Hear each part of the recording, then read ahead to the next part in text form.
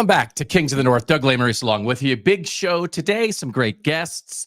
We're hitting a lot of things that I am super interested in.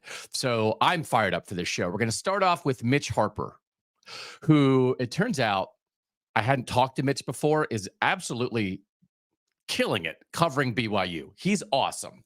And so we wanted to talk about how BYU has done this so far, what is ahead for BYU, how much are they on track for a Big 12 championship game appearance, Kalani Sitake, offense, defense. So I think you're really going to enjoy this Mitch Harper interview. You're going to come away with much more information about BYU than you had before. Then we'll have Dan Wetzel on, and we are going to talk about tiebreaker potential nightmares in a situation where college football has gone away from divisions. Could they go back to them?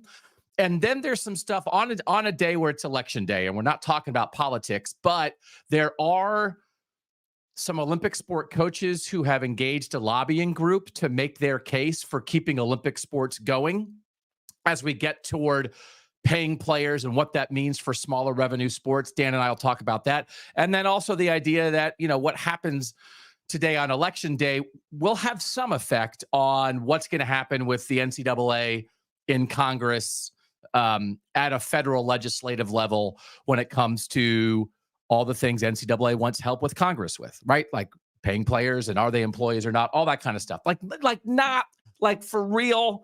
If you want politics today, you're not coming here.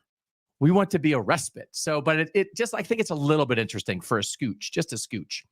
And we'll have punt block of the week from Landis. We'll have my overrated Southern team of the week. And then we're going to talk to Brian Fremeau. I've been saying his name wrong for years. I talk about his college football ratings all the time on this show. We cite them. We're going to talk about what his ratings mean. As a person who studies college football analytically, what does he think of the playoff committee? Because we're also have the playoff committee doing their rankings tonight. We covered all of that last week with Dan. We talked about how much we trust the committee and that kind of thing. Bill and I on Monday's show yesterday did what we think the rankings should be. So we're kind of ahead of the game on that. If some people are doing that today, that's great. You already got that from us. That's why we're not doing it right now. Let's run through a couple news items before we get into BYU. Also, thanks for being here.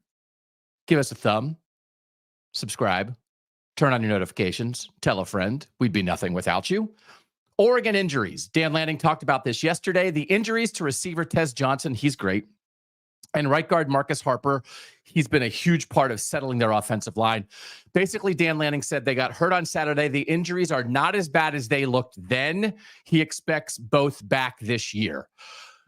That is fantastic news for Oregon's national title hopes. Tez Johnson, I mean, can they survive without Tez Johnson for a short amount of time? Yeah, Trayshawn Holden was great last week. Does it affect their national title chances if they don't have Tez Johnson? Absolutely.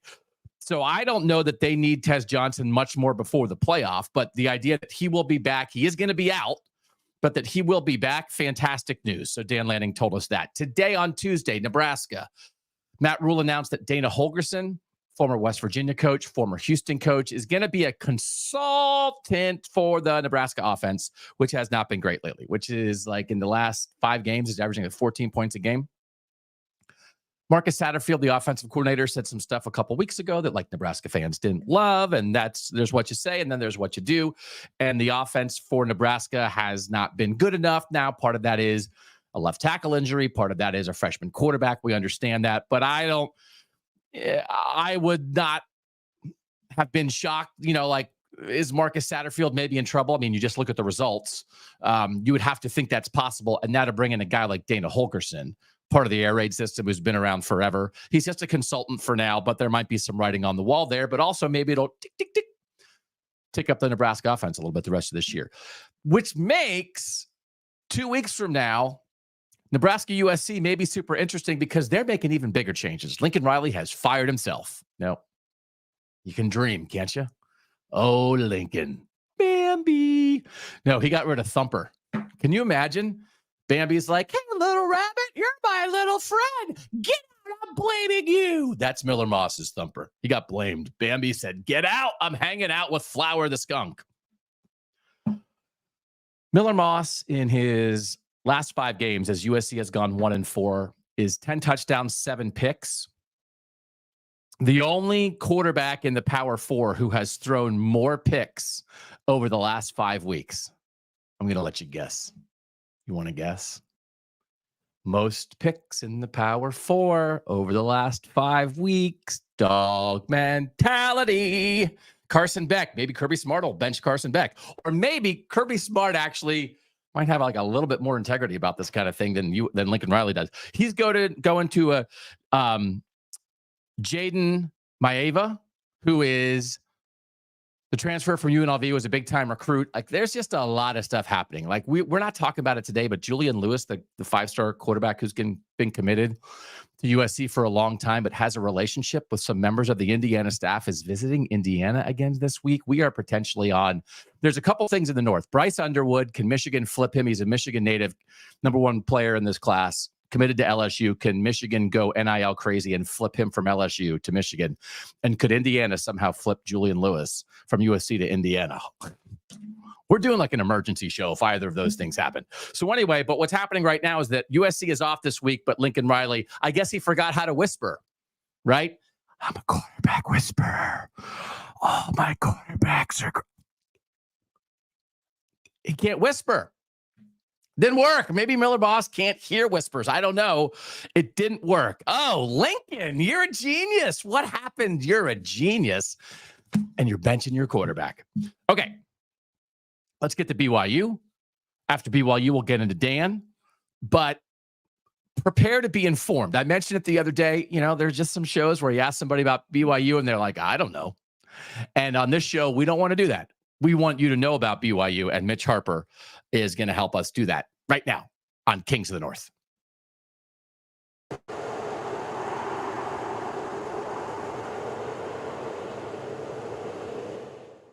Joined now by Mitch Harper, BYU insider for KSL Sports, joining us here on Kings of the North. We're so excited to have someone on to be able to talk BYU with Mitch. I just want to come off the top and say I picked BYU to be 5-7 this year. My co-host Bill Landis picked him to be 4-8. Don't lie. What did you pick BYU to be? I had BYU at 6-6, and I thought that was a optimistic outlook compared to many. So just like you guys, I had low expectations for this team. But that was still a jump from 3-9. And a year ago when we were talking about BYU, we were like, I don't know about this Big 12 thing. Did you ever question whether, especially the way last year went, whether a Big 12 move was the right thing for BYU, or did you think this is great for this program? There was never a question about the move. You know, being in the Big 12 was always a dream for BYU, and it was the right move to leave Independence because honestly, Independence probably had, you know, not many more years ahead of left in the tank. You look at what's happening with Washington State and Oregon State, which has kind of been an independent life for them.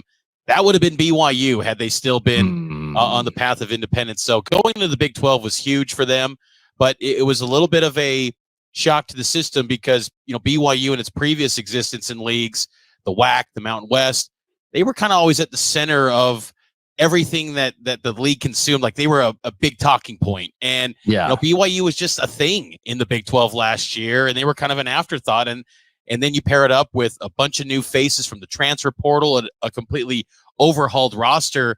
Yeah, kind of a new, unexpected experience for BYU. But it was a learning opportunity, and man, they learned a ton because they've gotten so much better in year two. So just from mostly an outside profession, Kalani Sitake, huge jerk, right? That guy. Why can't What's it like dealing with that guy? He seems like the most humble, grounded, down-to-earth, successful college football coach that maybe I've ever observed. What's he like? You're spot on, Doug. I mean, Kalani Sitake he's got this ability to where if you just met him for the first time, you think that you were lifelong friends. He's got that ability. And, you know, this year it was interesting at the beginning of the season. He was a little bit salty with the media. And at times I think that was a little bit of I don't want to say a front, but it was just kind of almost a way to send a message to BYU fans that, hey, I am a hard-nosed coach, because I think a lot of fans put a lot of stock into what they're saying to the media as far as how they approach things. Because there was a narrative building among fans that were unhappy with Kalani that, oh, he's just a player's coach. He's too passive. He's not hard-nosed enough. But, you know, he was a little bit salty in the first couple weeks of the season, and he still had that edge throughout this 8-0 run. But, yeah, I mean, away from the mics and away from the press conferences, he's always really, flexible with time and just a really good guy to cover. And he's pretty honest too and upfront. And I enjoy covering his program, and he's really easy to work with. So I had a hotel reservation, I had a plane ticket, and I had my credential request in to come to the Holy War this weekend. And I was super excited about it. And then they gave us a 10:15 Eastern time slot for that. And I was like, we do 11 p.m. Eastern post-game show. I would either have to come and hang out in the tailgate lot before the game and then like not watch the game. And it's just, like, I'll have to get out for BYU and Utah some other time. What am I missing here, man? What do you think this game is going to be like? We know the season that Utah has had, but how hot is this rivalry game still going to be on Saturday? It's intense, and to the point where there are billboards and PSA announcements from the school presidents and even the state governor about rivaling right, if that's even a thing, being because this thing can get nasty, because when you throw in a religion to anything, you got public versus private. There's a layer to this rivalry that is just so unique when you have that religion aspect, and then both fan bases just feel like they're complete opposite of one another, but really when you size it up, they're pretty much one and the same. And then have it in a conference again for the first time in 14 years, it's a big deal. And these are typically 4-quarter games that come down to the wire. Since over the last 30 years, it's only had 6 games that have been decided by double figures. It typically always is a 1-possession game and lives up to the price of the tickets for the fans. That is one of the great things about BYU and Utah in the same conference now, is that this is back to being a conference game, right? The idea when this wasn't being played every year is just stinks. We understand the realities of conference realignment and some of the things that have gone by the wayside, but BYU and Utah have to play every year, and now it's protected in the Big 12. So awesome. No question. And, from BYU side, they always wanted to keep this rivalry on the schedule. And, Tom Homo wanted this on the schedule. And, but I also understood when, from Utah's side of it, how it was, want a little bit more novelty on the schedule, and hey, to kind of move on and do something else. But man, to have it back in a league is awesome. And because I think that just adds a level to it that was missing, because 3 years ago BYU wins the game, yet Utah goes on to the Rose Bowl and BYU plays in the Independence Bowl, and it was just a feeling of, well, who really had the better season? This is as clear as day. I mean, this has impacts on the league standings, and it matters a ton. So it's a big opportunity, and really should be the best rivalry the Big 12 has to offer going forward in this 16-team era. Yeah, no, I love it. And it's so important these days to protect these games when you can. Farmageddon's up there, but the Holy War, I mean, it just doesn't get better than this. I will get out there eventually for that game. Let's talk ball a little bit. Defensive side of the ball. Let's start there. We did our midseason KOTN All North team, and I think we had Jacob Robinson on that team. He's one of the best corners in the North. Jack Kelly was really destructive, especially early in the year. Tyler Batty can get after the passer. I think everybody's come around to this, but like, this BYU defense is for real, right? They've had some opportunistic playmaking. What have you thought of the evolution of this BYU defense over the course of the season? They have a lot more speed this season in year 2 under Jay Hill, and that's one of the things that stands out quite a bit. You brought up Jack Kelly, him and that linebacker unit, Isaiah Glasker, Harrison Taggart. It was a kind of a big storyline in fall camp when it was announced that Ben Bywater was medically retiring. He was tackling machine for BYU the previous 2 or 3 years, but they haven't skipped a beat. And that group is athletic, and they're deep there at linebacker too, but also the interior of the defensive line. Underrated guys like John Nilsson, Blake Mangelson. Blake Mangelson's a guy that's been drawing some NFL draft attention from scouts that come through practices around Provo. He's a kind of a freaky athlete. He came in as a wrestler, a small school guy in Utah, and they're kind of the heart and soul of the defense, the interior defensive lineman. But then the names you mentioned, that's where the star power's at with Batty, Jacob Robinson. Batty, we still have only seen him, have 1 sack so far, but I think Jacob Robinson, he might be one of the best DBs in the entire Big 12. And I think that's significant considering it's a league that features the best player in college football in Travis Hunter. Yeah. Yeah, that is saying a lot. To have Jay Hill as the defensive coordinator here, and what a story for him to have a heart attack in the middle of the year, and here he is still calling a great defense, to be a Utah player, a longtime Utah assistant, then the Weber State head coach. When he comes to BYU then, and they get him as a defensive coordinator, how big of a hire was that in the moment? Maybe within the rivalry, we got this guy who's like a Utah guy through and through, but also he's like a really established defensive coach. And how important has he been, do you think, to the success of this defense? It was huge. It was a massive move for Kalani Sitake to get Jay Hill to come into the Big 12 era last year. And he took on basically the role of two coaches when BYU reshuffled the defensive staff. He took on the associate head coach role and the defensive coordinator. So they paid up, they got Jay Hill, and that was a big deal to get him away from Weber State, because I think Jay Hill's the type of guy that, could eventually be a Power 4 head coach. And I feel like what he's doing this year, I got to think his name's going to, be a name in the coaching candidate big boards for any jobs that potentially open up, maybe even in the Big 12. So Jay Hill's a really good coach, and he's brought a toughness too to the defensive side that was, I think, lacking with the previous regime. And I think also too, Jay Hill is very aggressive in roster construction and recruiting, even dating back to his days when he was assistant coach under Kyle Whittingham at Utah. He earned praise from some recruiting websites as one of the top recruiters in the Pac-12 when Utah was making that transition. Him and Kalani were very influential in that transition at Utah because of their recruiting background. And Jay's recruiting success is carried over at BYU to where quietly they're moving up from, where they were 70s and 80s in team recruiting rankings. Now they've suddenly moved up to the top 40, maybe a top 50.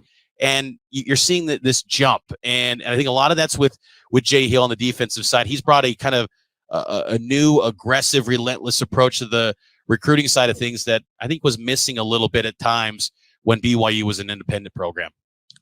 Let's go to the offensive side of the ball. I admit this kind of threw me off. We're making our predictions in the preseason, and you're not exactly sure who the BYU quarterback is going to be. And that Jake Retzloff was around last year, but you bring in Gary Bohannon. It's like, well, if you're bringing somebody in to compete, maybe you believe that the guy you have isn't quite good enough. How did you think the quarterback thing was going to shake out? And the way Jake Retzloff is playing this year, are you shocked? Did you see it in there? How has this happened?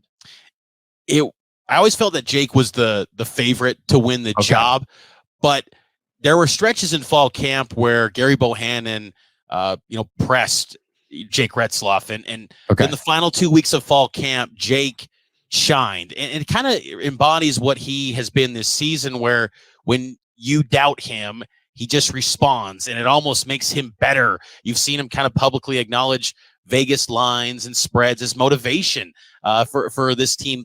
2 weeks ago at UCF, they're acknowledging how they were an underdog, and that fueled them. So, Jake really turned it on when there were headlines and buzz about Gary Bohannon midway through fall camp. And then he looked brilliant in the final 2 weeks of fall camp. You saw kind of the passing ability that you've seen as of late show up in camp, and then he ends up winning the job.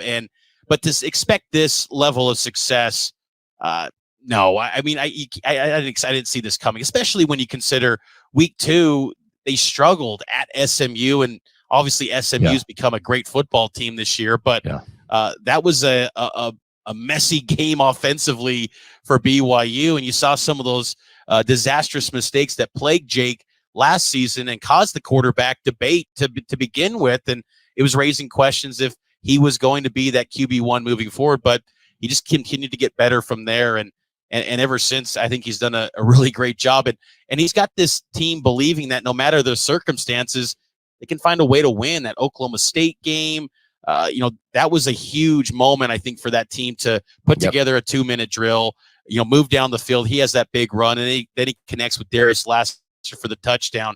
This team believes just no matter what's in front of them, they can win behind that guy. The combination there, we've just seen so many quarterbacks like that this year. You have to be able to win a play with your legs at times, and Retzloff has fit right into that, right? He had to scramble to open the UCF game, but then to be able to rip that throw. And I thought Darius Lassiter on that touchdown, he attacked that throw and it like was aggressive to the ball and then making a move. Is like, that's like a number one receiver kind of play. And you saw Chase Roberts make the fourth down conversion on that play. Again, like multiple playmakers at receiver, multiple reliable backs now, right? That's all fully back to health. Like this is good, solid defense with a great defensive coordinator, a playmaking quarterback who's pulled down, like brought down the mistakes, right? And then real playmakers, I think, in the run game and the pass game. This is, I guess like I'm getting fired up about BYU. Let me relax a little bit. This is an excellent team, right? Like this is all of this at this point. This is real.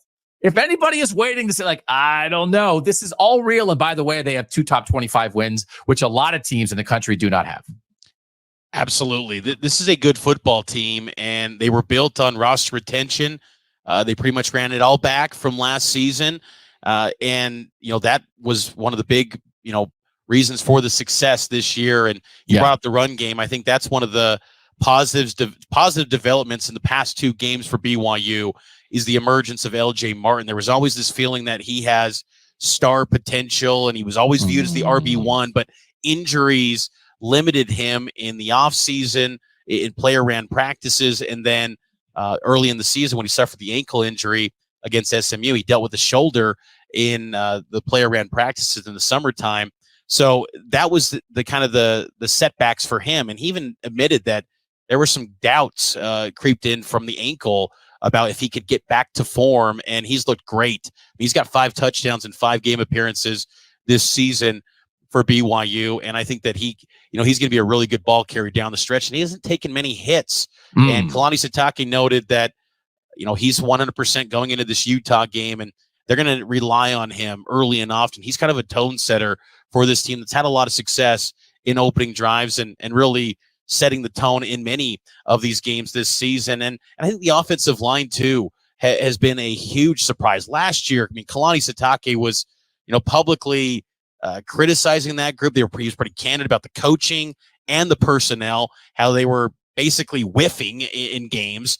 And this year, TJ Woods comes in from Georgia Southern, kind of an underwhelming hire on the surface. You're like, Georgia Southern, like, is that all BYU can do? But man, TJ Woods, he had history with Aaron Roderick. He knew the state from his time at Utah State, and he's just stepped in, and he has a lot of autonomy over that run game. He's the run game coordinator and the offensive line coach. So like Aaron Roderick, he's just as influential in this offense where he's coaching the O-line. He's working with the tight ends, the running backs, and establishing that ground attack.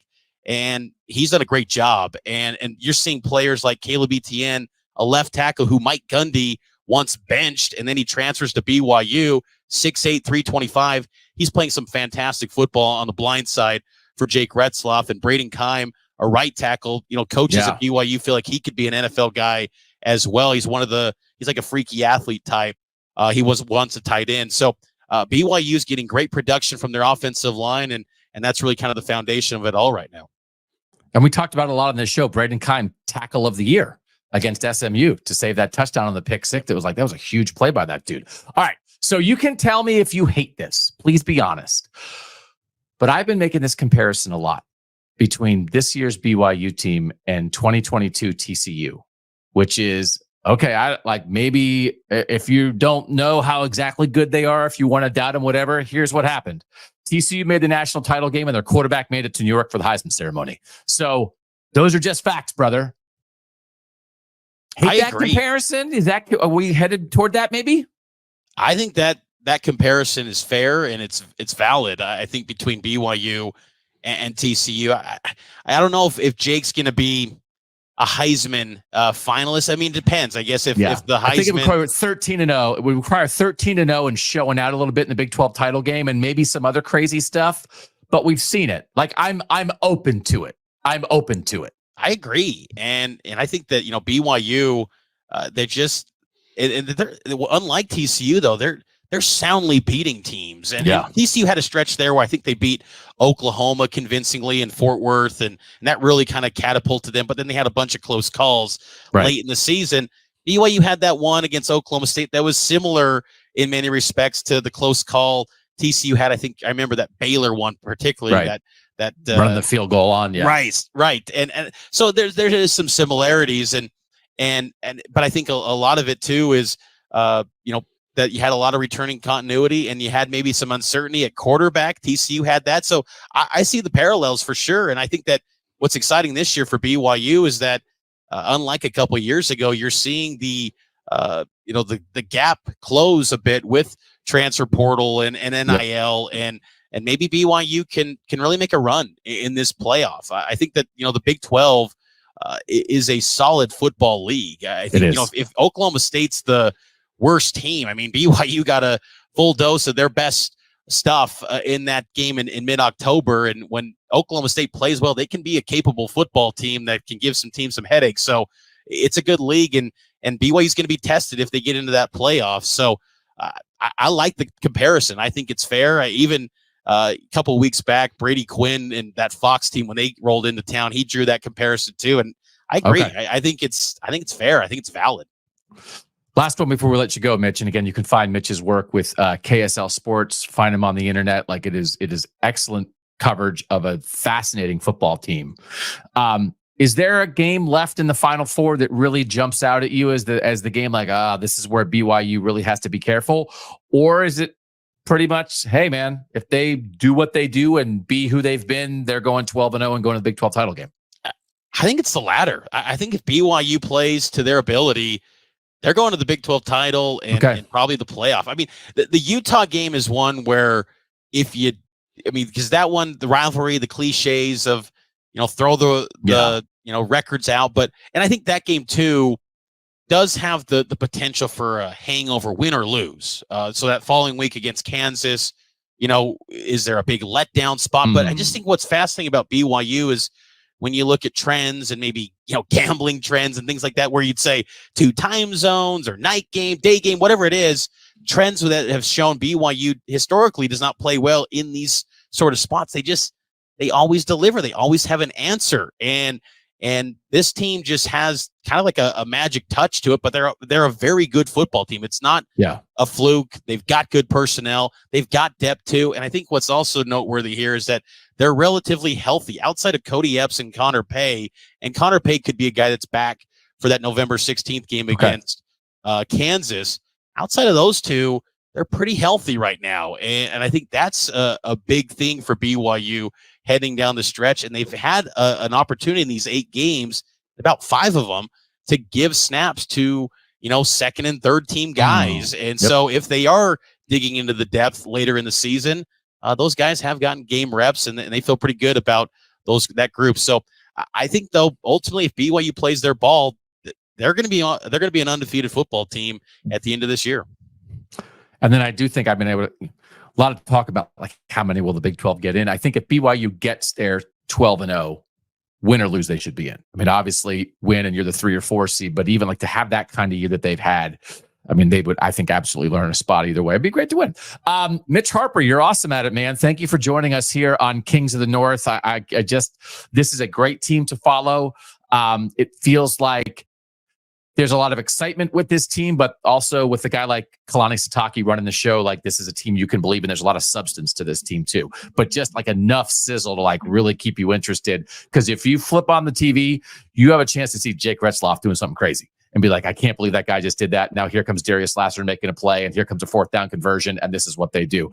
Mitch Harper, maybe I'll see you at the Big 12 title game, maybe in the playoff, but we certainly will be watching BYU. Thank you for your time here on KOTN.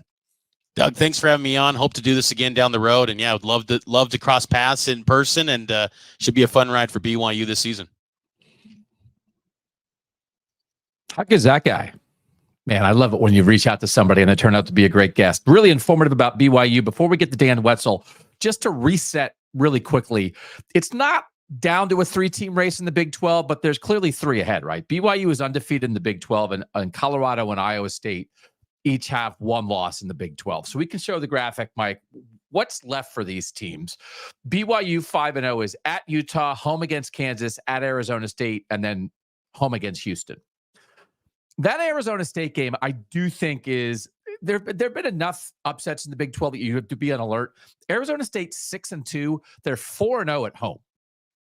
So, they went and lost at Cincinnati, but they're kind of a different team at home. Sam Levitt, their quarterback, I don't know his health status exactly right now because they're not in the North. But the Michigan State transfer, he's a good player. Kenny Dillingham's the youngest coach in college football, and that could be dangerous at Arizona State. And then you look at Houston just beat Kansas State. So that's, it's not a gimme, but they're all doable, right? It's just funny that Utah was the Big 12 favorite. And as we look at this graphic, BYU, Colorado, and Iowa State all still play Utah. So what if Utah could rise up with Isaac Wilson and not be a team that's headed to a 4-8 season? They still have a chance to play a huge part in this race, but you can see the path is there for BYU. Colorado 4-1 is at Texas Tech this week. Texas Tech coming off the win over Iowa State. That, of course, is of interest. Then Utah, then at Kansas, then Oklahoma State. Again, that looks all very doable for Colorado. And then Iowa State at Kansas, home Cincinnati, at Utah, home K-State and Farmageddon. We had thought Iowa State, Kansas State on the last weekend of the regular season had a chance to be maybe the biggest game in the playoff race. Then they both get upset last week. But Iowa State is still in very good shape. It's not a guarantee, and we'll talk about this in the tiebreakers with Dan a little bit. It's not a guarantee for Iowa State, but I think they're in pretty darn good shape to win out and get in the Big 12 title game. So if they handle their business against and if does Kansas have a pulse a little bit now, playing a little better lately after a terrible start, and Cincinnati's a good team. So Iowa State probably has the toughest stretch here, but you look at these games and you can see the path for all four, but you can also see the landmines. So I do think BYU is in great shape, but to me, maybe that Arizona State trip, second last week of the regular season, is the one to really be on the lookout for. All right, quick break. When we come back, are we headed towards tiebreaker nightmares in college football, and should there be an adjustment in the future? We'll do that next on Kings of the North with Dan Wetzel.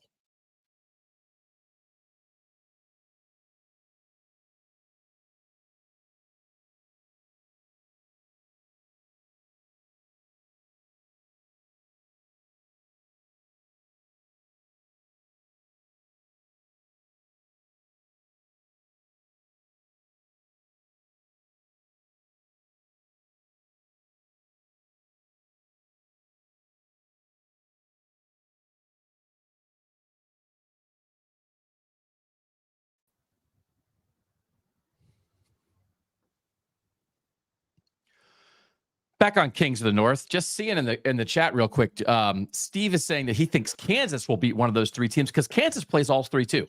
So weird that Utah and Kansas were two of the probably three biggest favorites in the Big 12, and it turns out both those teams are going to play all three of the actual contenders here in the last month. So that's wild. Look out for Kansas. Look out for Utah. Dan Wetzel's here. Dan, good to see you as always. Good to see you, Doug. It's election day, Dan. It is. It is election day. This is a college football show, though. So let's talk about some chaos. The tiebreaker situation, because college football conferences have chosen in the 12-team playoff era, some conferences were already there and gotten there the past couple of years. Everybody else got there this year to do away with divisions because they really want, I think, maybe for playoff positioning, but probably more for the TV show on conference championship weekend. They wanted to guarantee their two best teams playing in the conference championship game. But the result is tiebreakers are going to decide it in at least one of the Power Four conferences, maybe more than one. Was this a colossal mistake by the conferences? Should they have kept divisions?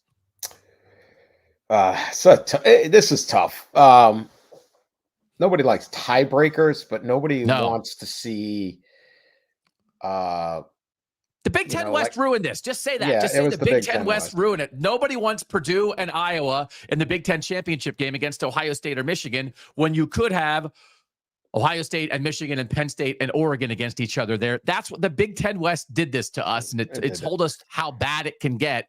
But I think maybe they overreacted. Yeah, you get 7-5 Northwestern, and then yes. But then, okay, let's say you do the Big Ten West. But now your West has got to include the actual West. So which of your five former Big West teams have to now play all the way West which would be a lot of, I mean, that's extensive travel and a huge detriment for those schools, right? If you're Northwestern and you're having to play 4 games against West Coast teams, you want to play, the travel, all that. So it's just, here's what they shouldn't have done. Have an 18-team conference. We did not need this. There's 16 teams in the NFC and 16 in the AFC. Like, what are we doing? But this is where we're at. So you don't want some 7-5 team to win your league. Right. At the same time, you're running the risk. There was this, and a lot of this stuff gets worked out, right? There was this risk that you could have Penn State, Indiana, and Oregon all finish undefeated and somebody get left out. So right. I don't know. I would get rid of conference championship games overall, but because I think that would be better for college football, right? I understand, but you could make the season work better, much better without this thing. And I will say, like the ACC championship game, which rarely anybody had to care about, who wins it matters. Who wins the Mountain West championship game is going to matter this year. Absolutely. So there is some bit of it, but are you better off even getting in the championship game and losing? Do your seed go down, or you better be in the third team? Would you rather be 11-1 Penn State, or would you rather be, Ohio State, let's say they lose again to Oregon, and now they're 11-2? Where does the seeding go? How does the committee deal with things like that? There's so many issues we don't know how this is going to play out, but we should get better conference championship games. I just find a lot of them are kind of like, I guess there's some seeding at stake now and things like that. I don't know. We'll see how it plays out. But the problem really isn't the tiebreaker. It's that you have 18 teams in a conference. I think there's a couple problems. One is how the committee will treat conference title game losers. I don't think that those losses should be a full loss because you've earned the right to lose a game. So now it doesn't just become, well, this team has 2 losses, this team has 3. It's like you got the chance to lose that game. So that has to be taken into consideration. In the past, though, they punished them. I know. So but it didn't matter because you probably weren't going to make it anyway. So like if you get punished, but now, I mean, the idea that you would get there, lose, and then potentially not make it, but somebody else in your conference who didn't even make the conference championship game does get in the playoff, that's very dicey. It's happened. But the reality, too, is that conference championship game losers are in the worst spot in the playoff. Because if you win your conference championship game, you get a bye. If you don't make your conference championship game and you are in the playoff, you get a bye because you're not playing conference championship weekend. If you lose your conference championship game, you have to play that weekend. Good point. And then you are playing in the first round. Right. So you are playing an extra game and didn't really get a benefit. I guess the benefit is you're probably in decent shape for a home playoff game. And there is one off weekend there, Dan. So it's not right away, but I'm very curious if how much that extra game plays out, because you could, for instance, in the Big Ten this year, when you look at Indiana, Penn State, Ohio State, and Oregon, you could make a case, and I think you just were. Would you rather be team number 3 or team number 4 rather than the team that's going to go and lose in the conference championship game? I think you could make a case that being team 3 or 4 sitting at home could be better. Absolutely. And that's that's where this is going to, what I love about the season is we don't know how any of this matters. Yeah.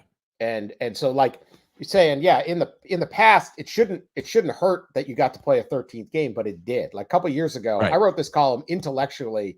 USC had to play a 13th game because they won the big Pac-12, and Ohio State did not because they did not win the Big Ten East. Yep.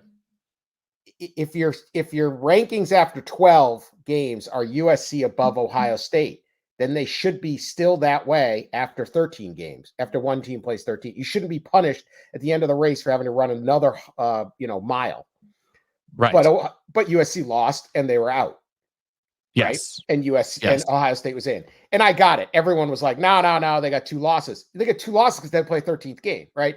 Intellectually. And I get it. These arguments don't go very far in college football playoff debates because everyone just screams, but whatever, right? Or they just say, oh, you hate Ohio State. No, that's not the point. It's an intellectual argument, but whatever. So I don't know what would be better. And so, I get your point too. Like I hadn't thought of the bye. So and again, I'm taking Ohio State. Let's say they lose that game and they have 2 losses. Do they deserve to be the 5 seed, which is a very nice seed, or do they get dropped all the way to like 9? Right. Not only are they in the playoffs, but they got to go on the road, where a Right. Penn State sitting at 11-1 ends up 7th. We don't Right. know, and that's going to be We a don't big know. risk with these conference championship games. And so sometimes the tiebreaker, because we were talking, being the 5 seed is a great seed because your Yes. first round game is going to be at home against the group of 5 champ. Generally speaking, going to be the easiest game. And then your second round game is against the weakest of the Power 4 champs. Yep. Where if you're the 8 seed, you have to play number 9. Right. And then, or even let's say you're number 1 seed, you're number 1. Right. You have to play number 8. Well, number 8, like this year, is going to be like Tennessee or something. Like you're going to have to play. I think Tennessee stinks, but to your point, it's right. going to be that 3rd team in the SEC, 3rd team in the Big Yeah, Ten, opposed versus, to I'm absolutely. playing Group of 5 champ and the Big 12 champ. Well, most people will take that over. I get a bye, but I have to play the 3rd best team in the SEC. And so that's where this thing becomes like, geez, I don't know. There's going to be a lot of dynamics to this field because it's weird. And again, how does it play out? It's going to be super interesting because we're trying to predict with a committee that is also feeling their way through this thing. In the end, it's exactly what you said before. There's not a result I hope for. I hope for from the committee intellectual stability. Like, this is what we think. What do you think of a conference championship game loss? We think of it as half a loss. We think of it, but if it's like, well, one year they screw the conference championship game losers and one year they don't, then it's just be like, is there intellectual integrity to how you go about sorting teams with very different resumes and very different requirements? And I'm not super hopeful about them at least being consistent about it. Let me take you on a little side tangent. This show that they're starting Tuesday night. Show. Ooh, right? There's a show tonight? Show. Yes, the committee show. Oh. This is a dumb idea. Okay. All this does, because it's really hard to do. And I know people maybe don't, but if you've ever filled out a top 25, it's hard. You get to number 19 or 20, you're just like, I don't know. Yeah. Right? Yeah. Mm-hmm. And you're making picks. Sure. And here. Now, a lot of years, the 4-team playoff where it's like, here are the 4 teams. Everyone was like, okay. Or maybe there's like, hey, USC, Ohio State. Really wasn't even a debate. But you could make hey, intellectually, I'd say, forget it. We'll go with the Buckeyes, right? They're fine. And they beat Georgia, right? So you're going to be fine. But the problem with the committee needs to has to have a lot of credibility. And because now we're not just picking 4 that are often obvious, we're picking 12. There's going to be tough decisions. The seeding is going to be huge. The matchup huge. The home field. Deciding between is a 12-1 Boise State better than, let's say, Colorado wins the Big 12 and they got 2 losses. Right. Which one's better? Right? Can you imagine? Say even that they decide Tennessee and Penn State are the 8 and the 9. The difference between who gets that home game, is it at Tennessee or is it at Penn State, is like a 7-point swing in that game. How about both of those places just being awesome for a playoff game, though? So that's the good part, right? Like, pump that thing right in my veins. But yes, it's a huge deal. So how you make it? So this committee needs to have the most public trust possible, because I get it. No one wants a committee. Well, what are we going to do? Someone's got to do this. Now, there are other sports in the NCAA that do use a computer, just a computer. Oh, yeah. We talked about this last week. Hockey does we it, talked right? about the hockey machine. So but it like can robots be done. Only go so far. Yeah, it can be done, but no one wants to do it. So look, you got to have a committee. Someone's got to sit there and go, I'm going with Penn State. Explain it. Penn State's 8, Tennessee's 9. You can hate me. You can yell at me. What are we going to do? All right. So that's your thing. You have to have this committee, but this committee needs to have credibility. What you make a committee do after 8 weeks with 5 more data points still to come. Right. And make a ranking. Now they're going to have to go out there and say, well, the reason we ranked BYU 13th and we ranked Ole Miss 11 is because of strength of victory, right? And then 2 weeks later they go, no, there's strength of this. All this stuff most of this stuff will work itself out, but you have created You've created conflicts, you've created hypocrisy, you've created reversals, they come up with all sorts of things. There was one year Michigan State beat Michigan, and Michigan State was ranked behind Michigan. And there was an argument for it. I was yelling. Yeah, but it was like, wait, what are we doing? What are we doing here? Now there was an argument for it. It was the year as Michigan's going through. Great, but it's 21. I was all about Michigan State. Yeah, Michigan State beats them. They should be ahead. Well, okay. You can make some argument. Fine. It was going to work itself out because they're both still have to play Ohio State.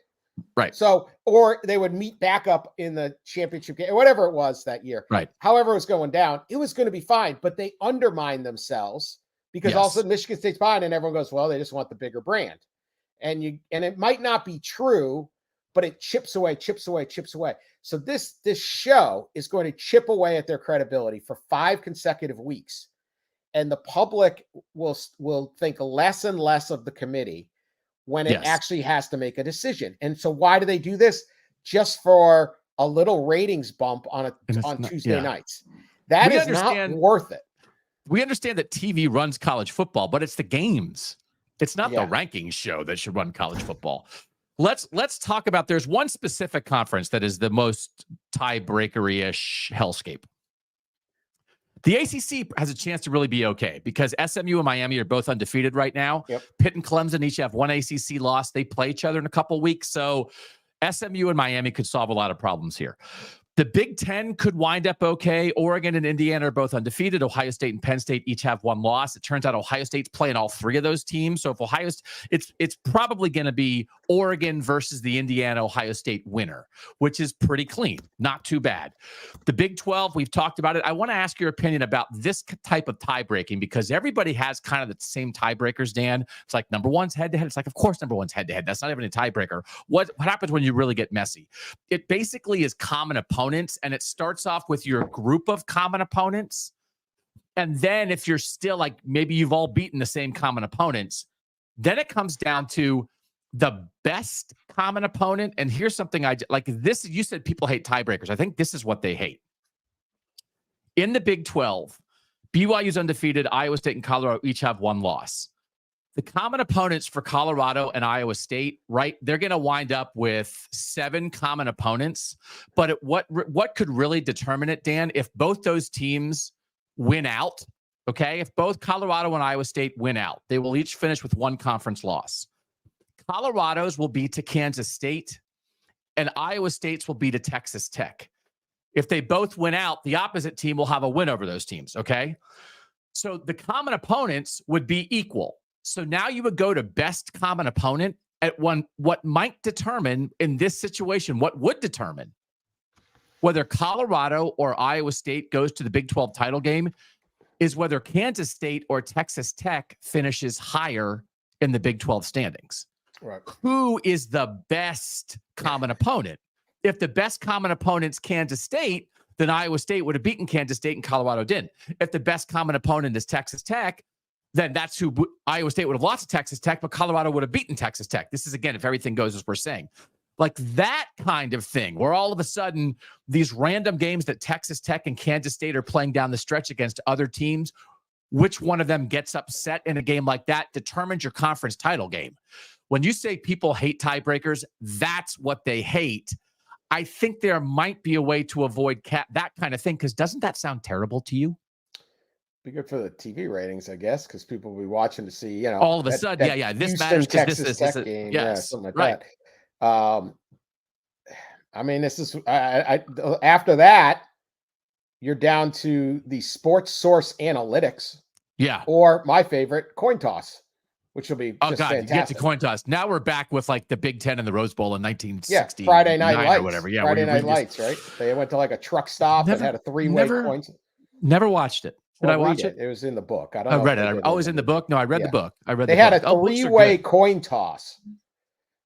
And as I recall, they went so Texas, it's just spurred. They met at a truck stop somewhere, like the 3 head coaches of these high schools somewhere. So they drive for hours, of course. Imagine this misery of the drive home. And then all 3 flipped a coin, and if 2 guys had head and 1 guy had tails, the tails was out. Or if 2 guys, And then one of them, the coin like rolled under like the fryolator at the truck stop. It was just fantastic scene. Can you imagine if they televised Deion Sanders and Matt Campbell show up at a truck stop for a coin Gotta do flip? it. Gotta I'd do watch it. it. Absolutely. I'd watch it. If we're gonna do this stupid show for credibility, you gotta fill. It will be. I mean, first off, Deion will put it on his YouTube, so it'll already. I mean, it's going to be on everything with Deion Sanders on TV. I want the coin flip. Lottery. I want this. We watch guys open envelopes and react to an envelope opening. Right. A coin flip is actually substantially more exciting than an envelope opening. Just drama. Who flips the coin? How does it flip? Does you catch it and turn it? In that scenario, I think it landed and rolled, and then however it landed. Oh my God. I'm getting excited just thinking about it. Now I'm rooting for it. So now I'm in favor of tiebreakers. I don't know. So the one that everybody was afraid of is the SEC, because the SEC is a mess right now. There was a situation last week, and it's no longer possible because Texas A&M lost. But you could feel the anxiety of the SEC people writing and talking about it.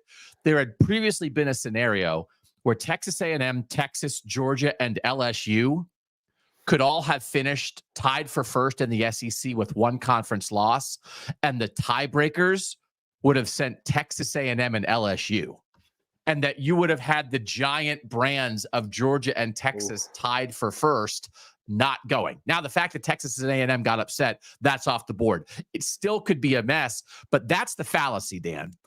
The fallacy is that the conferences, got rid of divisions because they wanted to control having your two best teams in the conference title game, when actually the tiebreakers are going to control it, and you still might not wind up with what you want. So that's why I think they might get out of the tiebreaker business. Well, I mean, I don't know how you get fully out of it. You mean go back to divisions? So let me ask this. So you talked about if you go to divisions, who are the West? The heck with geography. We've already works in the geography. SEC. You can figure it out in the SEC. But we've punted geography. If you all use divisions as a preemptive tiebreaker avoidance mechanism, you could even change the divisions every year. But what if you based your divisions around the schedules? Okay, this clump of teams playing each other, their division, whoever wins, and you lessen the tiebreakers. But why do the divisions? The Big Ten tried it with legends and leaders, and it might have worked if they wouldn't have come up with such pompous names. Names are bad. It was just the names. No, it really was. But what if you had this? What if every year for the conferences, you had a show in March where you said, we're going to figure out the divisions. We're going to pull it out of a hat. In Division A is Oregon. In Division B is Penn State. I think that's the thing. You could do something with schedules and divisions just to avoid the mess, that there doesn't have to be anything else to it. It doesn't have to be geographic. It doesn't have to be strength of schedule, whatever. But I think that might be preferable to let's get to the end of the year and find out what we do with this 5-way tie. I would say that's better. Okay. I would say that's better. I'll propose it. And then now here's the other thing. If they've talked about, well, we're going to expand the playoff to 14 teams and we're going to have 4 automatic bids. Right. 2 automatic bids for the ACC and Big Ten, 4 for the SEC and 4 for the SEC and Big Ten. Yep. 2 for the Big 12 and ACC. I don't like that. I like what we got right now. I like it. I would go for that. I think I've said this, but I beg that we just let this play out. We have no idea what's happening. No. And they're already like, oh, we got a new plan. Let's see. Can we just let this bake for a couple years? And then we'll say, all right, this was good. This was bad. We want more of this, or it's perfect. Or my goodness, this is a disaster. We got Deion Sanders at a truck stop in Abilene. Chasing his quarter. Okay. It might be a beautiful disaster. Or can we get more Deion Sanders in a truck stop in Abilene? I don't know. Let's just find out. Let's find out what I feel. I don't know. You're pitching a show now called Coin Flip Truck Stop. I now want to, if you just had for nothing, I don't even care if it's for a conference championship game appearance.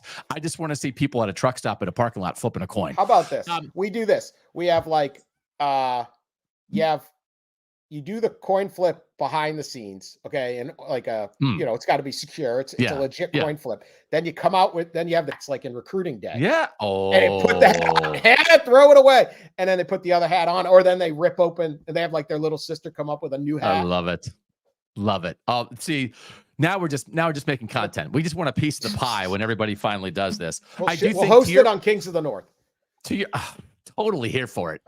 To your point about letting stuff play out, what I would be curious about is if we get to a nightmare tiebreaker scenario this year that would have played out, and then whether a conference commissioner says that stunk, let's try to fix this before it happens again. That is what I'm very curious about. And I'm not necessarily rooting for the chaos, but I do think the goal was control. I know you're a chaos lover. I'm like, situational anarchy. Situational anarchy. Oh, is that a fancy football team name? That sounds like a fancy football team name for you. Situational anarchy.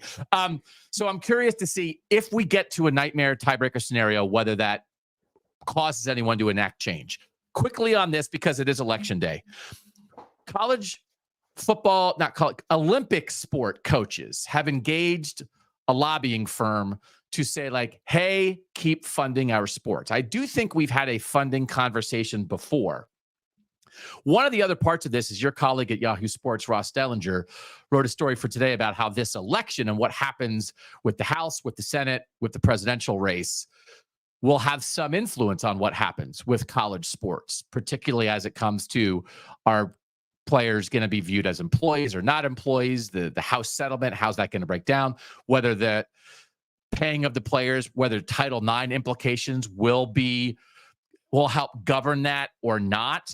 I am sort of thinking to myself, Dan and Ross wrote a very interesting story, but part of it to me is like, I can't imagine like going out and doing exit polls and finding people and saying, hey, what was the issue that really decided your vote? And people saying like whether college athletes are employees or not.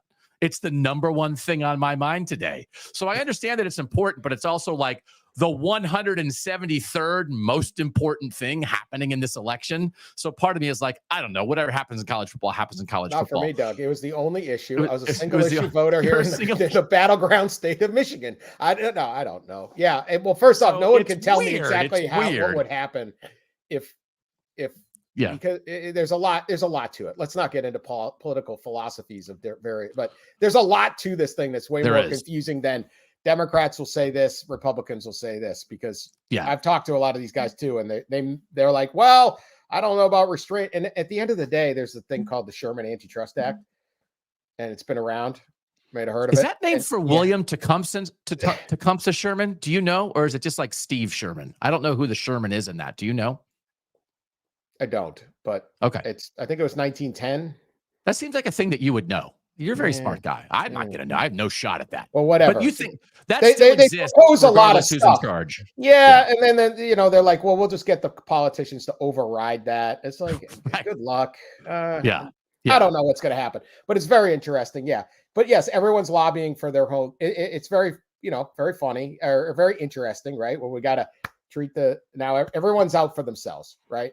Yes, well, we got to do something for the football's out for their thing. The swimmers are out for their thing. Everyone's in their own self-best interest. That's why it's very hard to predict what a politician will do, because this is very confusing issues. I think many people can agree with all of the people's points, right? Yes. You can be like, well, football is the most important thing. They earn the money. They deserve it. And then you're like, what about this poor swimmer who just got booted off their scholar? Oh, yeah, I kind of feel bad. Right. So a lot happening.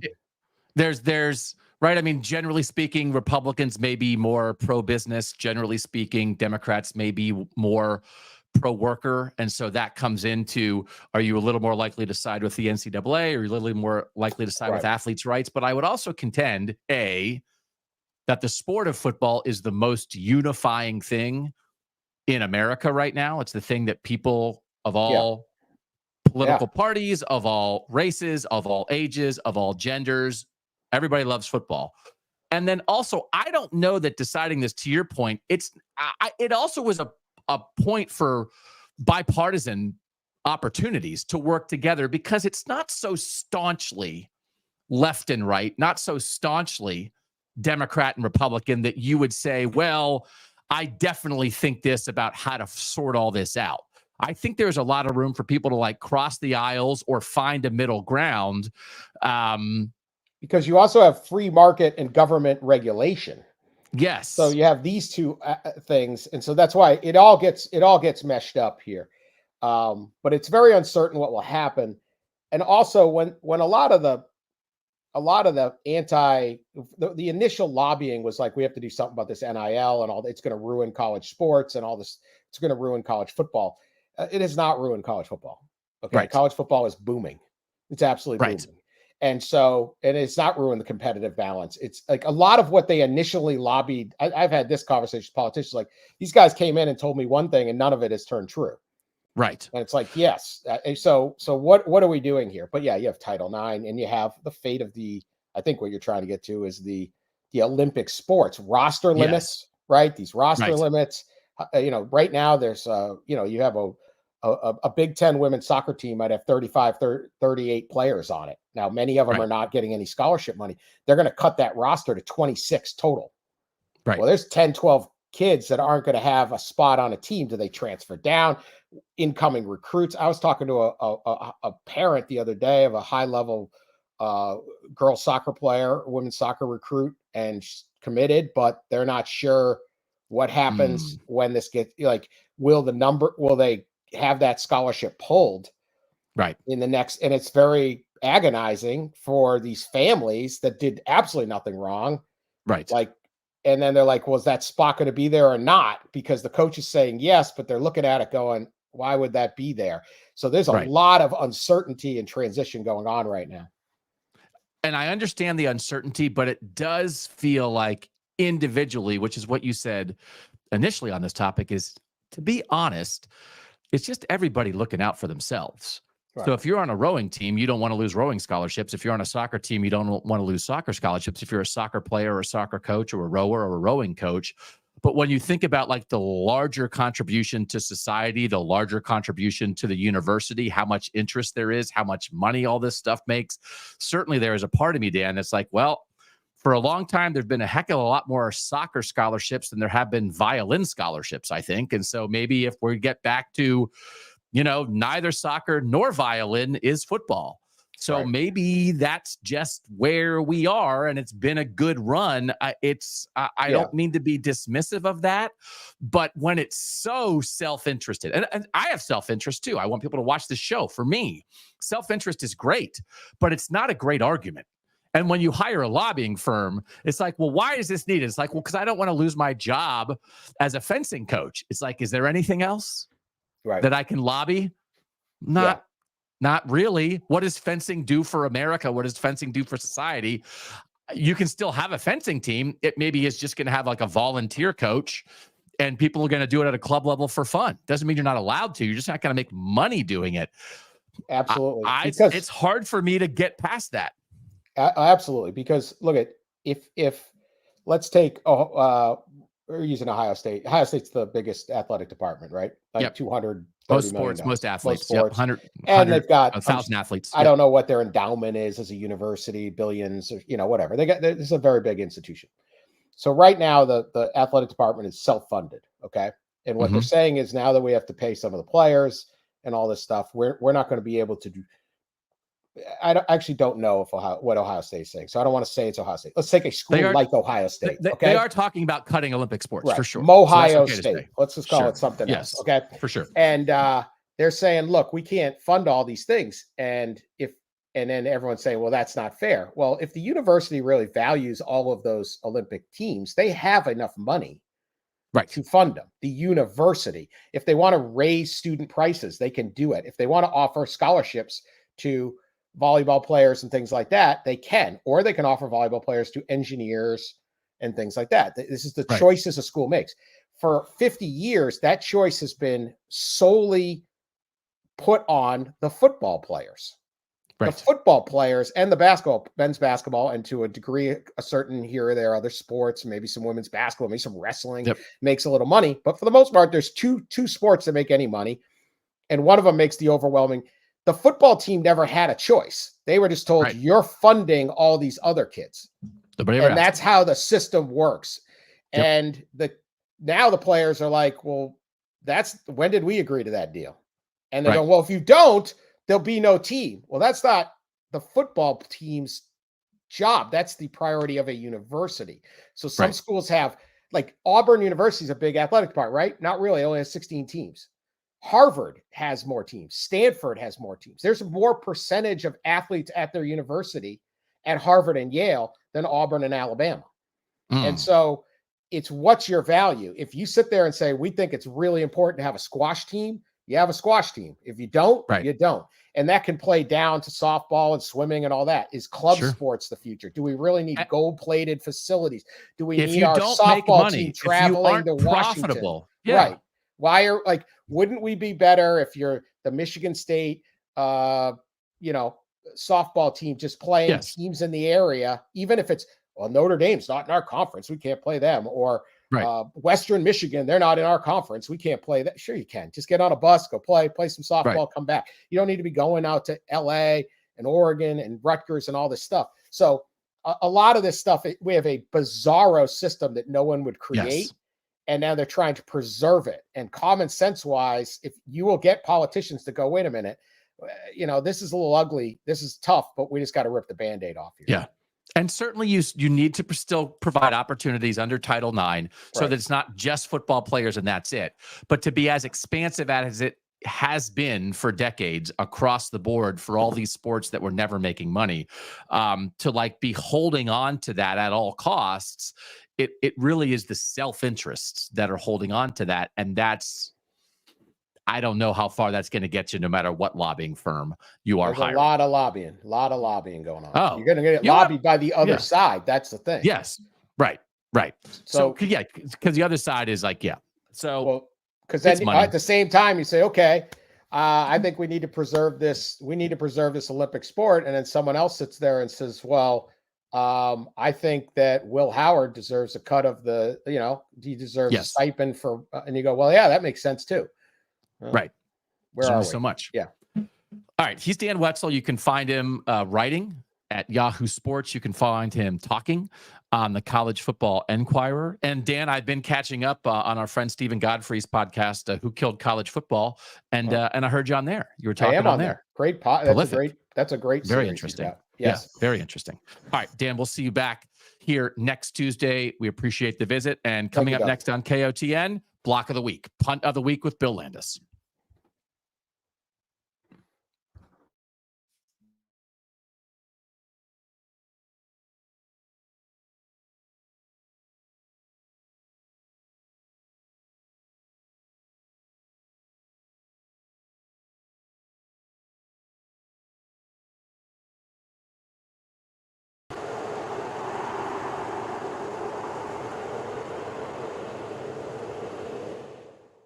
Welcome back to Block and Punt of the Week on Kings of the North. I'm Bill Landis. Let's dive right into it. We're going to start with the Punt of the Week, and we're going to Boise State.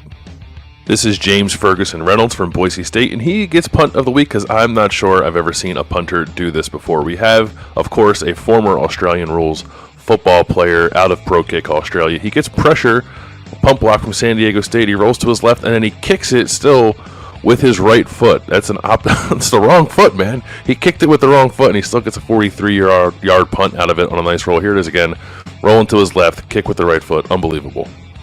Trick shot punts. That's what we're dealing with now on Punt and Block of the Week on Kings of the North. Moving now to the block. It's not a lineman this week. It's not a tight end.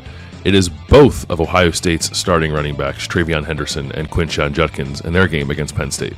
You're going to see the same play twice here from Ohio State. First blocking on this play is running back Travion Henderson. It's a designed run for quarterback Will Howard. He fumbles at the end. Don't worry about that. Just watch the block from Travion Henderson. It is a D-cleater. Gets a safety coming up trying to stop the run. Travion Henderson says no thanks, puts him in the ground. Will Howard should score on this play. Later in the game, same play. Ohio State trying to ice the game. A little bit of a different path for Quinshon Judkins, but a great block nonetheless on the linebacker. Great work out of Ohio State's running backs. Ohio State continues to get great blocking out of its skill position players, and it was key there in that win in Happy Valley. That'll do it for this week's edition of Block and Punt of the Week on Kings of the North. We'll catch you next week with more blocks and more punts. Who's here for Landis hosting a punting trick shot show? I'm here for that. Be a great host of that. All right. Overrated Southern Team of the Week. Always so many to choose from. In a way, like USC is a border school for us. It's not a Southern team, but they're an overrated bunch of frauds there. I'm going with Ole Miss, and it's actually like they're not super overrated. Ole Miss is 16th in the AP poll. They are just in this muck right now. And I'm not, I'm not like outraged about this. I just want to make a point because you've seen some people talking about Indiana's lack of schedule strength and that kind of thing. And like, we get it. They haven't played a top 20. They haven't beaten a top 25 team. They haven't played a top 25 team. But just as a reminder, sometimes like it's like a team like Ole Miss is so far. It's like, well, anybody decent they've played, they've pretty much lost to. And so, like, my main point is, if you're coming after Indiana's schedule, come after Ole Miss's schedule so far as well. Now, Ole Miss is going to get a chance against Georgia this week. We'll talk about that on Thursday's show. It'll be one of our Kramnik games of the week. Just like Indiana's going to get a chance against Ohio State. So maybe if Ole Miss loses to Georgia, I hope they're out of the mix as a 3-loss team. Just because right now, Ole Miss, number 16 team in the country, wins over FCS Furman, 3-6 Middle Tennessee, 4-4 Wake Forest, 6-3 Georgia Southern, who lost to Old Dominion as bad as they lost to Ole Miss. So like that's a 6-3 at a lower level. 5-3 South Carolina, 5-4 Oklahoma, and 5-4 Arkansas. I don't know what I'm supposed to be impressed by. And again, as a reminder, Kentucky stinks.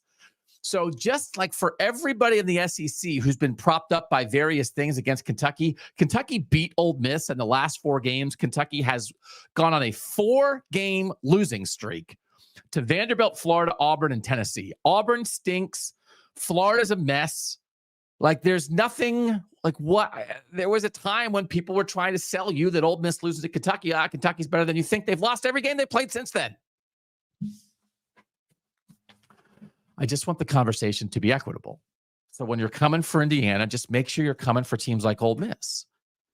Now, part of the other issue is here also, and this is going to lead us into our last conversation, is you look at some of the statistical measures of Ole Miss.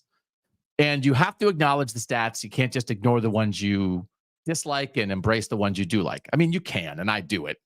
But it's hypocritical. Brian Fremeau, who we're going to talk to in a second, for instance, in his ratings, Ole Miss is 4th in his ratings. Now, his ratings are drive ratings, but it is a measure of efficiency and success. So Indiana's 7th, Ole Miss is 4th. And like when I'm always citing those things, Ole Miss is 5th in offense and 8th in defense in his ratings. I like him going there and citing that as a way to identify good teams. But what that actually tells us is that Ole Miss is a very efficient, functional team that chokes and blows it. So that is, those stats tell you, those stats are pro Ole Miss, anti-Lane Kiffin, because he has statistically maybe one of the 5 best teams in the country that somehow has 2 losses because he couldn't find a way to coach him up and get him through against Kentucky and LSU. So one of the things, it's a reminder to myself, whenever I'm citing efficiency metrics and those kind of things, they're guidelines. They are not replacements instead of records. And sometimes if you have a team with a not impressive record that they are impressive in efficiency metrics, it's not a reconsideration of, hey, this team is better than their record indicates. It actually might be a consideration that they're a bunch of chokers and their coach doesn't know how to get them over the top. It might be more of a black mark. Look how good they play during the course of the game, and they find ways to lose. It's a reminder for myself as much as anybody. All right. I enjoyed this conversation. If you're just all about the ball, if you're really all about the ball, you might not be here. We're kind of all over the place. I do think we talk more ball than some national shows. We also talk some nonsense, but we also, I think, talk a decent amount of analytics. I certainly like doing that. This is analytics, but this is a good way. I think it's important to have people think about the game that we love in different ways. That includes players, that includes coaches. They're putting it on the line, but it includes people out here on the outside. Our opinions are valid as well, obviously. But if you can look at it from a little different angle, I think it can inform all of us. So we want to have coaches on here. We want to have players on here, but we also want to have guys like Brian on here. He's Brian Fremeau. We're going to talk about analyzing college football the way he does it right now on KOTN.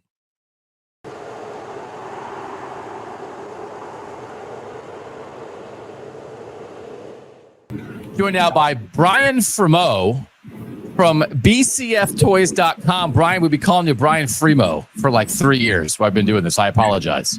It's no problem. Every pronunciation I answer to.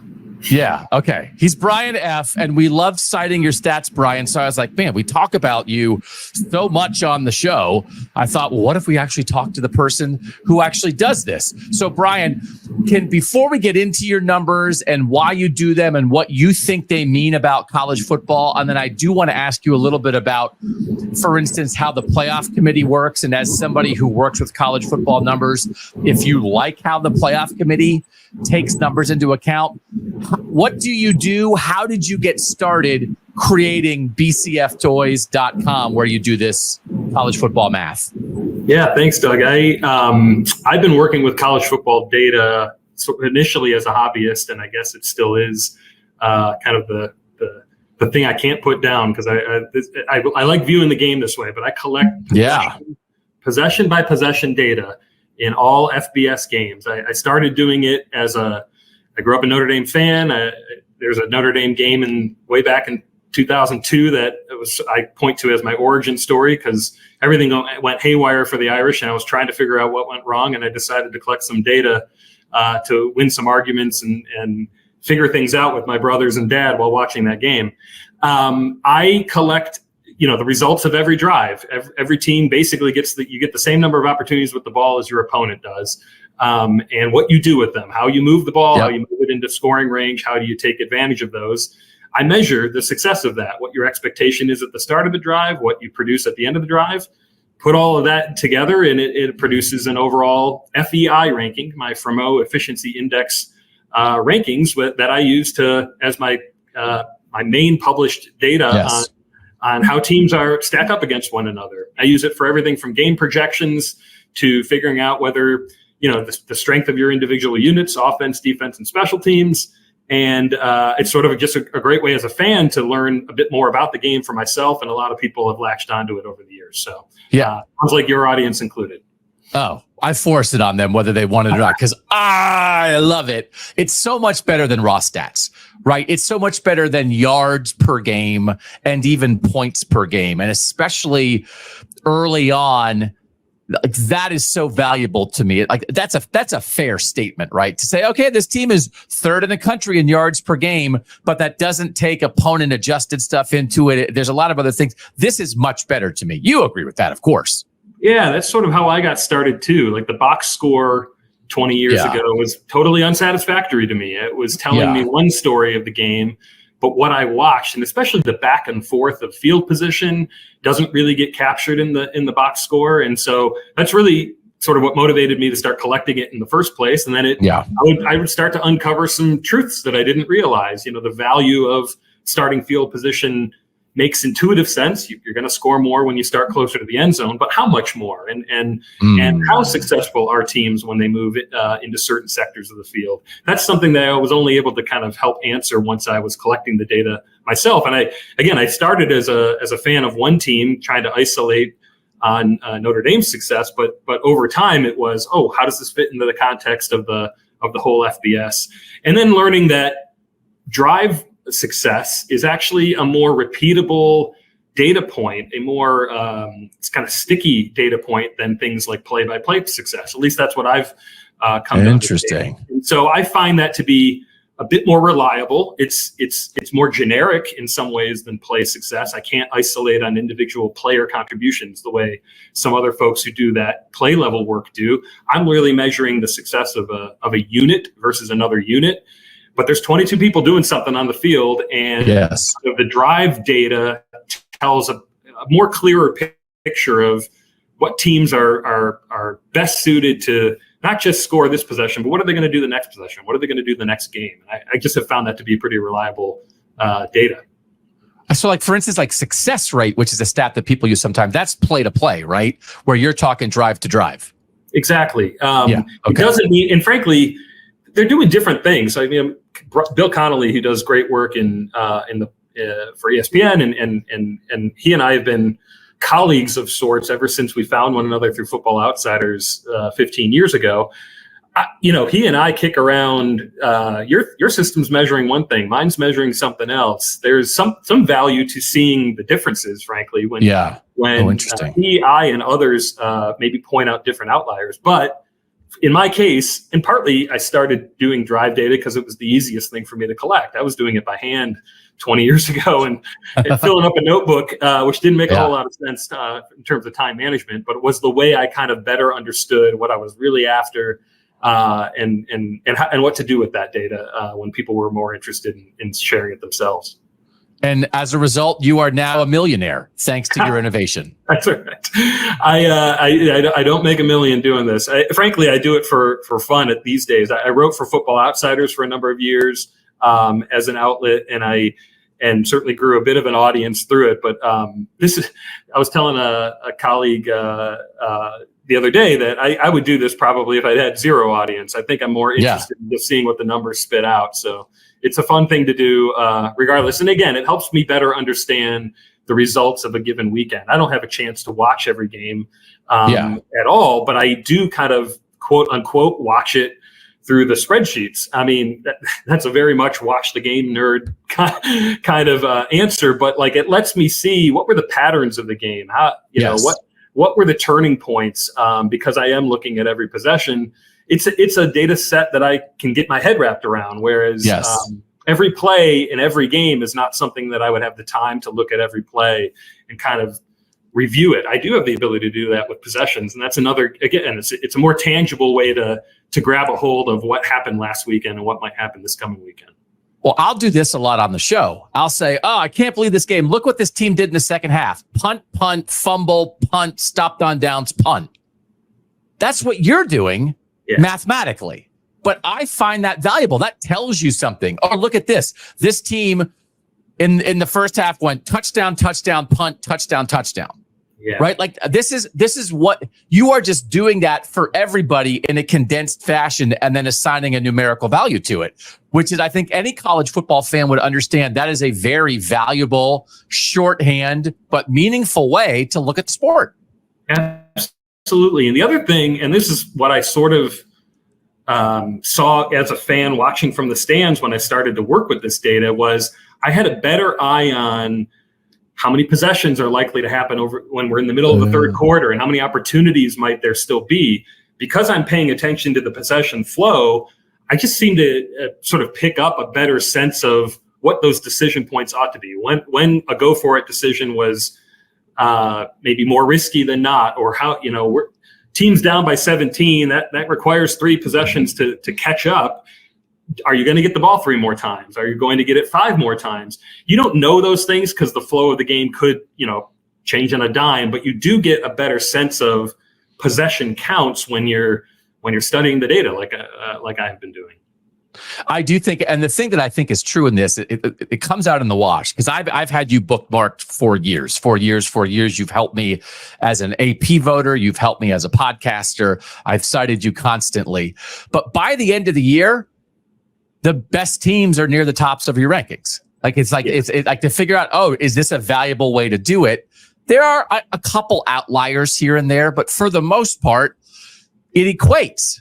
So, oh, this team has a good record. They finished as an acknowledged good team. Oh, they're high in your rankings. There are always outliers, though. So I want to ask what you do with outliers, which sounds like a thing that a non-mathematical person would say, because it's like, you know, you're about percentages and most like likelihood and data. And I'm like, yeah, but what about the exception? And it's like, well, there's always exceptions. So how should people look at this? For example, right now in your ratings, USC is 4 and 5, but they are 18th in your ratings. Would that tell us that they are actually a pretty efficient, decent college football team from drive to drive, and Lincoln Riley just finds ways to lose? I think that's exactly it. I mean, you look at their losses, there are 5 losses by all of them less than a touchdown. Yeah. Most of them by 1, 2, or 3 points, or several of them by 1, 2, or 3 points. My numbers are going to treat a team like that not too dissimilarly from a team that wins 4 out of those 5 games by a single score. You're basically playing the same level of game. You're producing basically the same kind of percentage of success. It's off by a little bit. Obviously, you're on the wrong side of it. But as a how good are you moving the ball, taking advantage of your possessions, and how good are you at stopping your opponent from doing that? Well, USC's results are not all that different than other teams ranked in their neighborhood. They're all succeeding at about the same rate. Just one team 7 and 2, and one of them's 4 and 5. Now that doesn't mean I would put USC in the playoff. They have earned that spot by any means, but there is something to be said for the Trojans are in position to have been had a better record than they have, that's going to say something to me about what their position ought to be with upcoming opponents. They're as competitive as other teams ranked in their neighborhood. They just have fallen on the wrong side of it. Now you can blame that on the coach. You can blame that on a couple of key decisions in a game. You can blame it on, I don't know that this is the case, but the quarterback threw a boneheaded interception in a key moment, and you can lay that on their feet. But the results of what they're expected to do and what they have been doing is more like a top 20 team than it is like a top 50 or 60 team where their ranking might put them.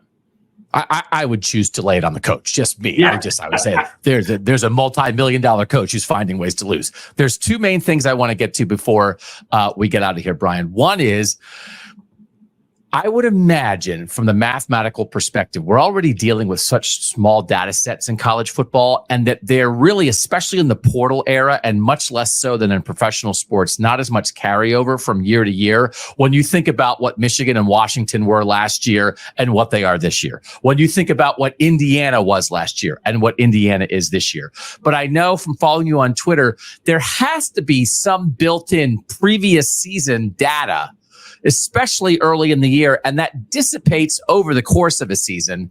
What are the difficulties in college sports, especially as rosters turn over more?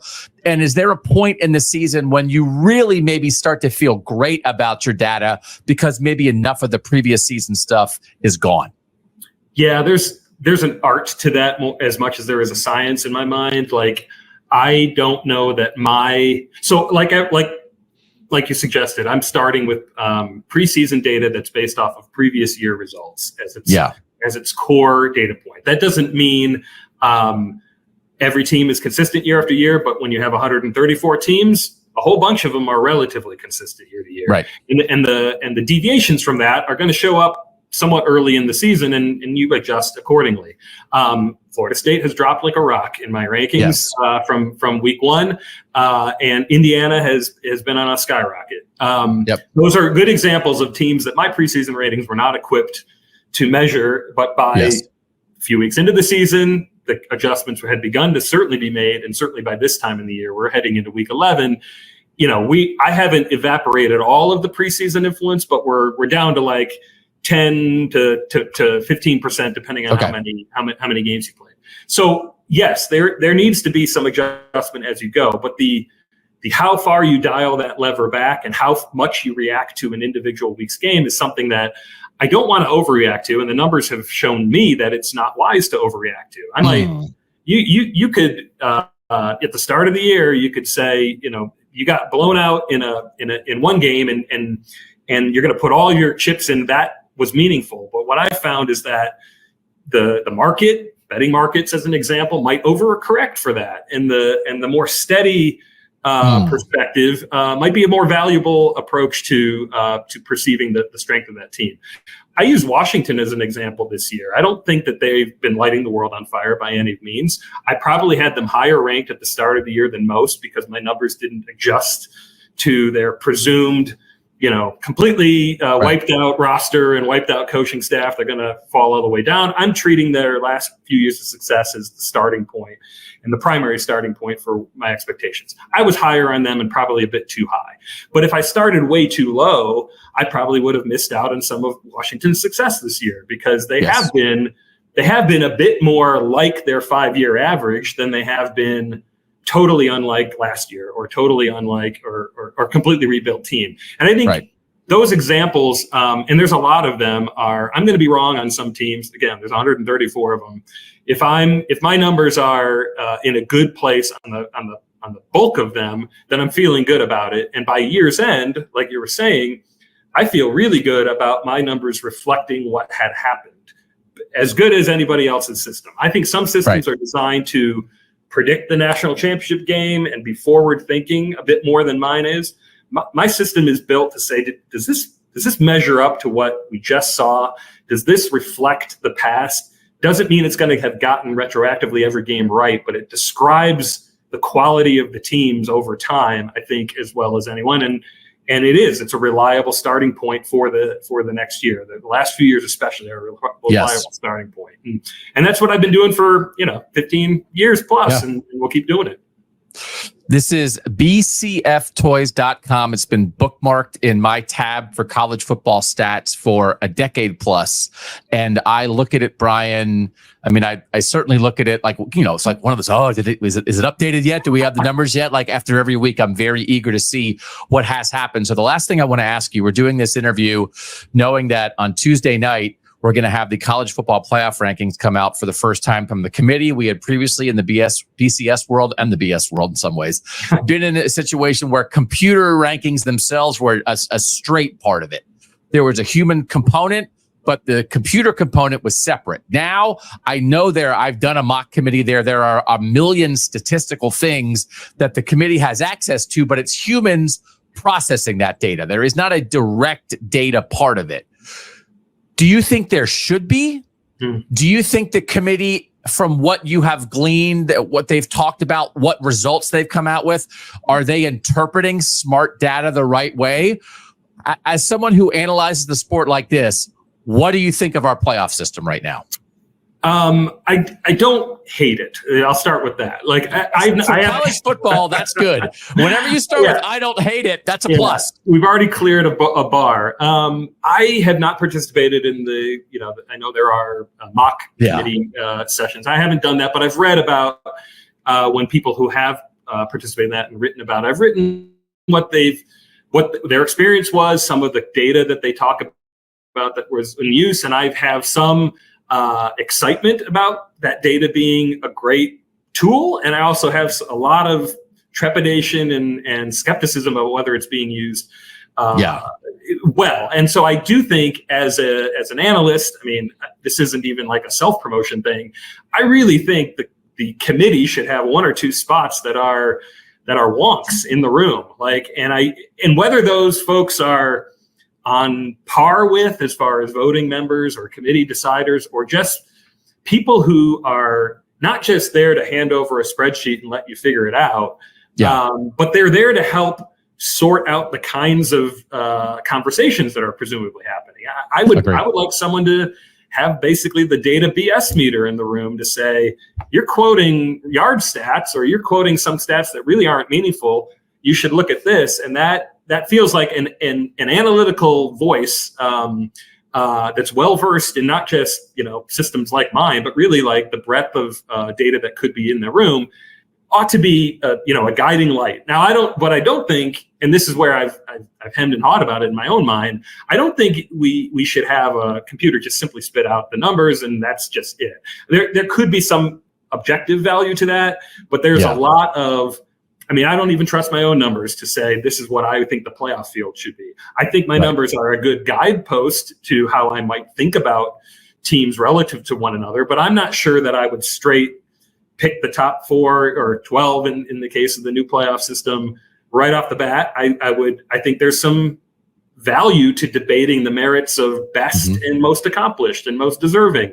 I think there's value in saying, hey, are we measuring the same thing? And are we talking about the same thing when we're comparing two teams? Are we measuring potential, or are we talking about past success? And I think that is that should be a very informed conversation. So I don't know if I'm answering your question very directly, but I do think data in the room is good, but only if you're using it well. I agree with you. I think smartly interpreted data is super important to it. And to me, if you're going to have one former media member be in there, that it's mostly former coaches, former players, and sitting athletic directors, but they have one media member, one newspaper writer, one person like me, I think you should have one person like you.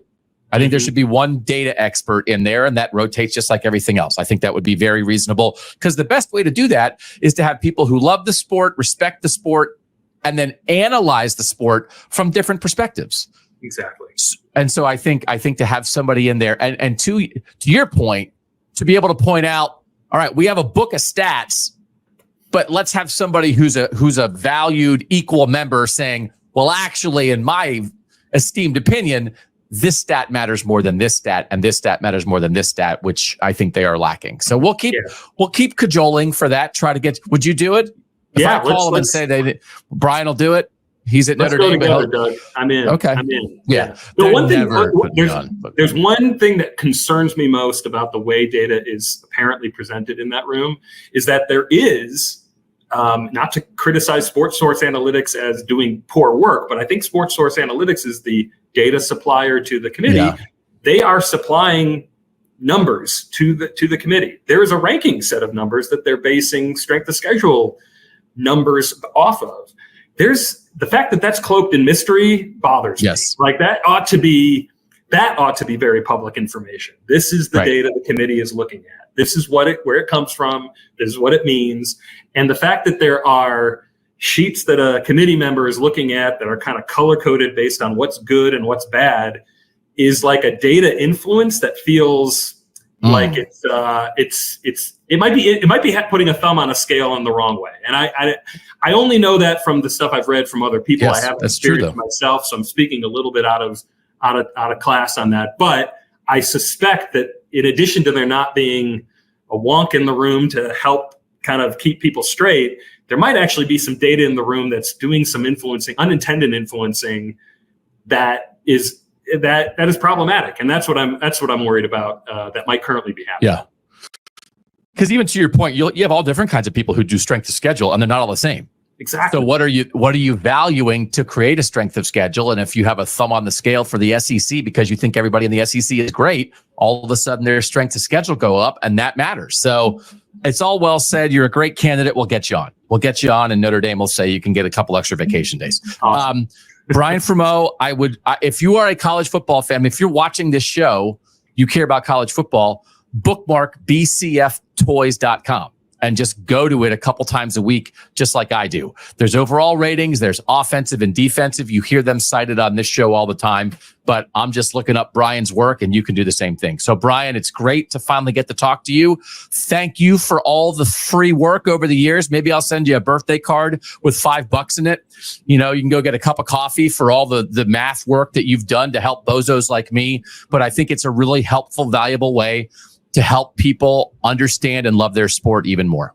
Yeah, I appreciate that. And no card necessary. I'm happy to just listen. Like I said, I might be publishing this into the void, but I like looking at the numbers just like you do. So happy to put it out there. And if there are people, like me 20 years ago who are looking for this kind of stuff, I hope there's some level of inspiration for the next data folks out there to draw from that. So check it out and hit me up if you have any questions.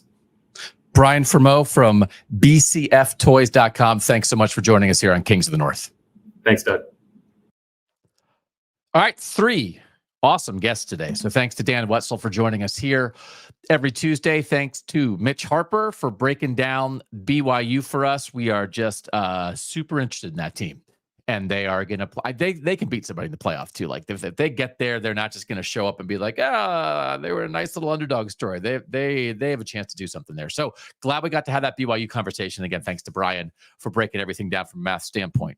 Wednesday, Stephen Godfrey will be here. We'll talk about coaching hot seats. I have some surprising coaching numbers that I looked up this today about the tenures of power conference coaches. And I will tell you, more than half the power conference coaches have been on the job 3 years or fewer, which I guess is not a shock, but I want to talk to Stephen Godfrey about that. Bill and I will talk about the college football playoff rankings that are released tonight. We're not doing a live show tonight because there's other stuff going on.